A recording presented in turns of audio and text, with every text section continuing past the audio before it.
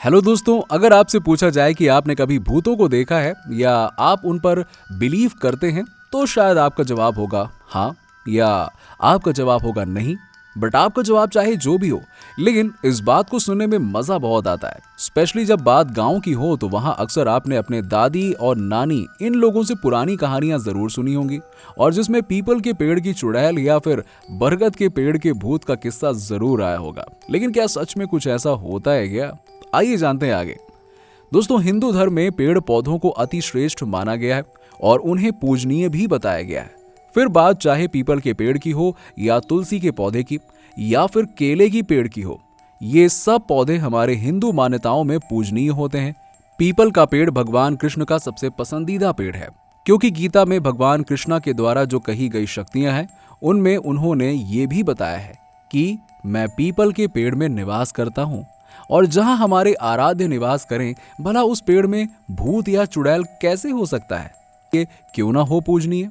हिंदू धर्म के मान्यता के अनुसार इस पेड़ को 3 हिस्सों में बांटा गया है, जिसमें आगे के भाग में ब्रह्मा भगवान का निवास होता है और बीच के भाग में भगवान विष्णु निवास करते हैं, जबकि तीसरे भाग में भगवान शिव का होना बताया गया है। स्कंद पुराण के अनुसार इस पेड़ की पूजा मात्र करने से सभी देवी देवताओं की आराधना हो जाती है, क्योंकि इस पेड़ के हर एक हिस्से में एक ना एक भगवान का निवास माना जाता है। इसीलिए ऐसा बोला ही जाता है कि अगर आपने इस पेड़ की पूजा की, तो आपने अपने सभी आराध्य देवताओं का पूजन एक साथ कर लिया। अथर्व वेद के अनुसार भी इसकी पूजा करने से ही सभी देवी देवता प्रसन्न हो जाते हैं। अब आप सोचेंगे कि अगर पीपल का पेड़ इतना ही गुणकारी है, तो इसको घर में क्यों नहीं लगाना चाहिए? तो आइए आपको इसकी भी वजह बता देते हैं। पीपल की औसतन उम्र 500 से 700 साल होती है। अब ऐसे में जब आप इसे अपने घर में लगाते हैं, तो इसमें से निकलने वाली टहनियां और शाखाएं हो सकता है कि आपके घरों में चारों तरफ फैल जाएं, और जमीन के नीचे भी इसकी जड़ें काफी अंदर तक जाएं, जो रहने के लिए बिल्कुल उपयुक्त नहीं है और आपके घर के दृष्टिकोण से भी कहीं से सही नहीं है।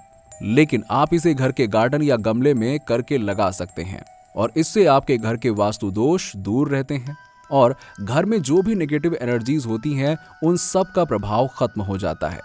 हिंदू धर्म में यह भी मान्यता है कि इसके नीचे किया गया कोई भी विशिष्ट कार्य, जैसे कि पूजा, होम, दान, पुण्य, ये सब काफी फलकारी होता है।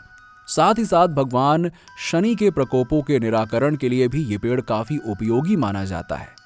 ऐसा माना जाता है कि जिसकी शनि की 7.5 चलती है, उस व्यक्ति द्वारा हर शनिवार को पीपल के पेड़ को जल देने और सरसों के तेल के दिए जलाने से शनि की 7.5 के प्रभाव को कम किया जा सकता है।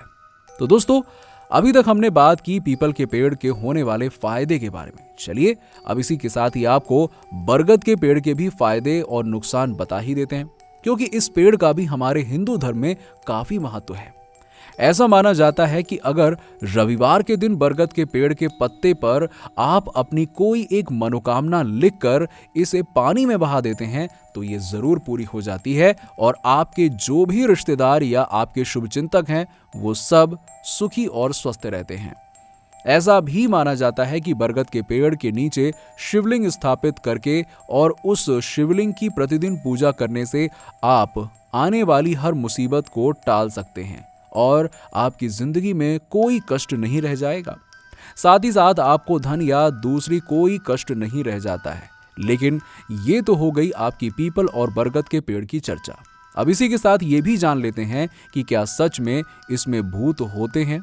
तो बिल्कुल नहीं, क्योंकि ये पहले के जमाने में लोगों द्वारा फैलाया गया सिर्फ एक भ्रम है, जो आज भी चला आ रहा है। वो भी वो लोग ऐसा इसलिए करते थे क्योंकि ये पेड़ पूजनीय होते हैं और साथ ही साथ बहुत उपयोगी भी। तो कोई इन पेड़ों को काटने की सोचेगा भी नहीं, इसलिए ये अफवाहें फैलाई जाती थीं।